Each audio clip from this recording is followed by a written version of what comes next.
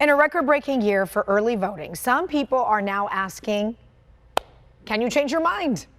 Attorney Wendy Patrick joining us now to explain. Wendy, good morning. Happy 4 days before Election Day. Can you believe it is right around the corner? It's right. Okay, so I just heard a few minutes ago, was it Eric Richards that clarified that 1 million people just in San Diego have already cast their ballots already. 1 million people. That is unheard of, Wendy. That's right. And early voting of all years is really contested this year. This used to be a done deal where people used to wait till Election Day. Remember, we used to check out our polling places, get our little I voted sticker. Now everybody has voted early. But here's the problem, Shawley. More and more of those early voters are wondering whether or not they made the right decision. But unlike the rest of our online shopping purchases, you can't try a vote on for size or see how it looks in your living room or how your family gets along with it. It's indelible in most states. But interestingly, this week, one of the highest trending questions on Google is, can I change my vote? How do you like that? Talk about a sign of the times. What can you even do? You can't do that, right? Once you send it in, that's it. Well, it depends. And here's the interesting thing. California, you really can't. But as far as nationwide goes, if you voted in person, game over. But if you voted absentee, there are several states that, get this, will actually allow you to change your vote, whether you change it by another absentee, a substitute, or whether you actually go to the polls and vote in person, they'll invalidate your absentee. But here's the kicker even there. Even more states, if you have a ballot sitting at home, but you haven't filled it out, or even if you have filled it out and want to invalidate it, there is a process in many states for you to go to a voting office and actually work with officials to change your ballot, to change your vote. However, let me make an even a further exception there.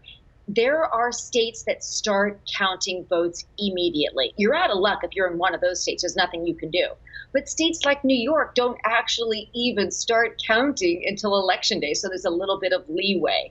So how do you like that for different rules for different states? The bottom line appears to be it was a pretty good question that was trending, because the answer seems to be there is some room to change your mind.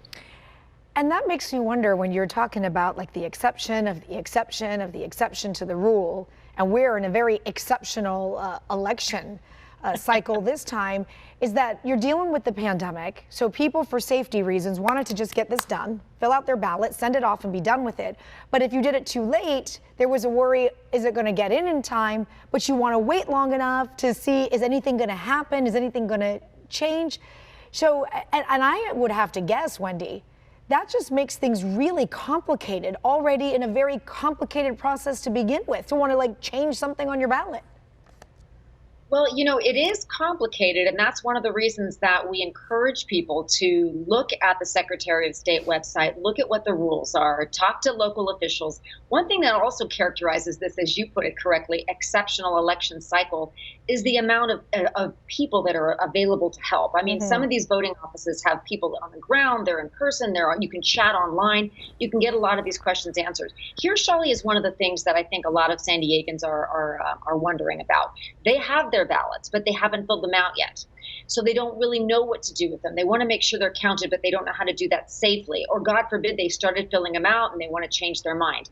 There are so many answers to these questions available online. I would say this is such an important process that it is, even though we're 4 days out, why not take the opportunity to become as educated as you can before you cast that vote? Because knowledge is power, and this is a very important election. So while among those states that allow you to so-called claw back your vote, there are plenty of people who are still waiting and gathering information first. And you want to be careful too. Like if you're waiting too long and you don't get that ballot postmarked at a certain time, or you don't get it back to the ballot box, you've got to consider all those factors as well, right? You do, because we have not yet made Election Day a national holiday. So I suppose it's a benefit in a sense that there are many teleworkers who will have the flexibility for the first time in their lives to actually be able to get that ballot in. But you're right. If you're worried about it, there's no reason to put it in the mail if you know about an alternative where you can actually turn it in person. I know most people are actually doing that nowadays because despite the polls, they expect this election to be a photo finish and want to make sure that their vote counts. Always a good idea. Why do you think that is trending right now on Google or whatnot? Like, are people waiting or expecting, or is something that they're just waiting for it to change? Because from what I read in a lot of the polls, it seems like most people have made up their mind on what they want to do. No? You would think, Shawley, and that's what one of the things that makes this election exceptional is we thought from long ago that, oh, people are in one camp or another, they've made up their minds. But what we've seen, not only by tracking the polling, but by looking at how many people have been asking this question, that maybe it's not so clear cut that everybody has already made up their mind. And it also may be that many people were thinking they were going to sit out this election like they did in 2016. And now they're motivated, regardless of which candidate they're going to vote for, to actually get out and vote. But Shawley, I want to point out one thing. It is not true that this started trending, at least according to Google, right after the debate. Apparently, it started trending even before that, sometime late September, which begs the question, has it been the case that as this election has progressed, the issues have become more significant, that more people wished that they had waited to obtain more information before casting that ballot? I wouldn't be surprised, Shawley, if given the fact that this is such an issue now, next election cycle, people choose to wait a little bit longer before making that all-important vote that they can't change. Oh, yes. 4 days, Wendy. It's very exciting. I can't wait. Neither could I. Good to see you, Wendy. Thanks, Shawley.